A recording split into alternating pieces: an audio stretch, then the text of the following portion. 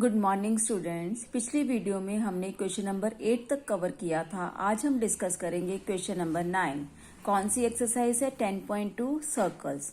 X Y and X dash Y dash are the two parallel tangents. These are the two parallel tangents to a circle with centre O, right? And another tangent A B, ये भी एक tangent है A B, with the point of contact C, ये है point of contact C, intersecting X Y at A, यहाँ पे A पे cut किया, and X dash Y dash at B. Prove that angle A O B mean this angle is 90 degree, we have to prove, right? सबसे पहले हम करेंगे join O सी। Join O सी। अब हमने इस ट्राइंगल और इस ट्राइंगल को कॉन्ग्रुएंट प्रूव करना है। वो कैसे प्रूव होंगे? O P is equal to O C, ये क्या है? Radius. O A is equal to O A, वो क्या है? Common. And A P is equal to A C, ये क्यों इक्वल है? Because tangents drawn from the external point are equal. Triple S से ट्राइंगल्स कॉन्ग्रुएंट होगी। जब हमारी ये ट्राइंगल्स कॉन्ग्रुएंट है तो उससे ये एंगल इसके इक्वल आ जाएगा, CPCT, right? Similarly these two triangles we have to make the congruent, जिससे हमारा ये एंगल इसके इक्वल आ जाएगा। तो मैंने ये लिख दिया है बच्चों, angle POA is equal to angle COA, CPCT से आ गया, means angle 1 is equal to angle 2। तो मैंने इसका नेम एंगल 1 दे दिया, इसका नेम एंगल 2 दे दिया। सिमिलरली ये दोनों एंगल्स भी इक्वल हो जाएंगे, ये 3 हो जाएगा, ये 4 हो जाएगा, right? Angle 1, angle 2, angle 3, angle 4, ये मैंने नेम खुद लिए हैं। अब हमें पता है कि PQ एक डायमीटर है। डायमीटर है, इट मीन्स ये एक स्ट्रेट लाइन है। स्ट्रेट लाइन के ऊपर ये क्या बनेगा? Straight angle. तो देखिए बच्चों कैसे लिखना है इसको। POQ is a diameter, it is a straight line. It means in सब एंगल्स का टोटल, कौन से एंगल? इन सब एंगल्स का टोटल आ जाएगा 180 डिग्री। तो मैंने लिख दिया इन सब एंगल्स का total is equal to 180 degree. Means angle 1, angle 2, angle 3, angle 4 is equal to 180 degree.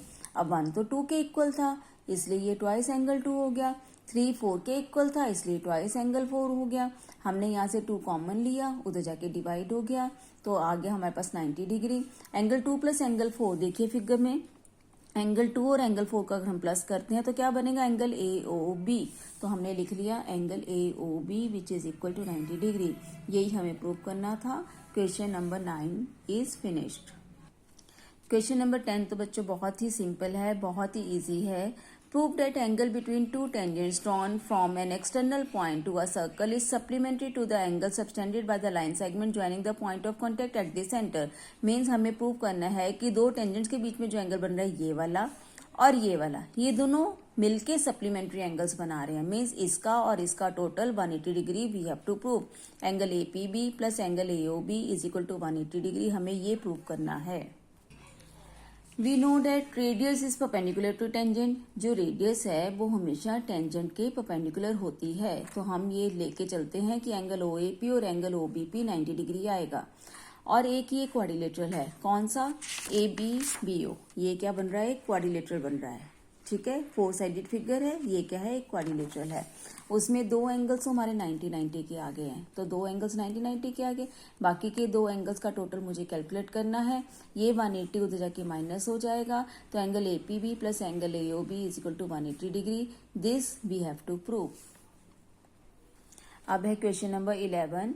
Prove that parallelogram circumscribing a circle is a rhombus. Means एक सर्कल के बाहर जो फिगर है वो है एक पैरेललोग्राम। हमें क्या प्रूव करना है? इसको रोम्बस प्रूव करना है।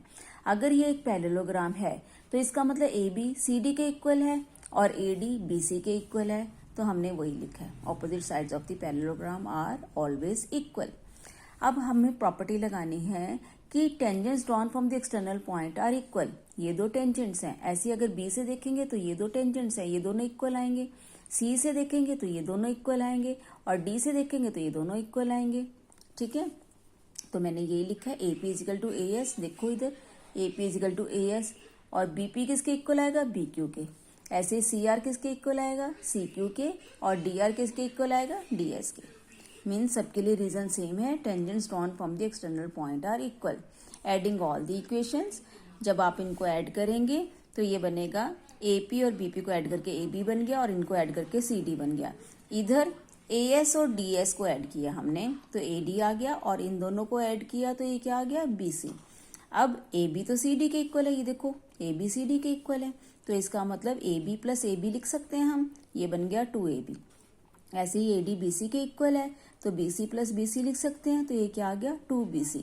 2 से 2 कैंसिल हो गया तो AB is equal to BC आ गया। ठीक है, मीन्स मैंने प्रूव कर दिया AB BC के इक्वल है, राइट। तो इसका मतलब ये सारी साइड्स इक्वल होगी। जब सारी साइड्स इक्वल होगी तो ये क्या बन गया, rhombus. I think question number 9, 10, 11 are clear.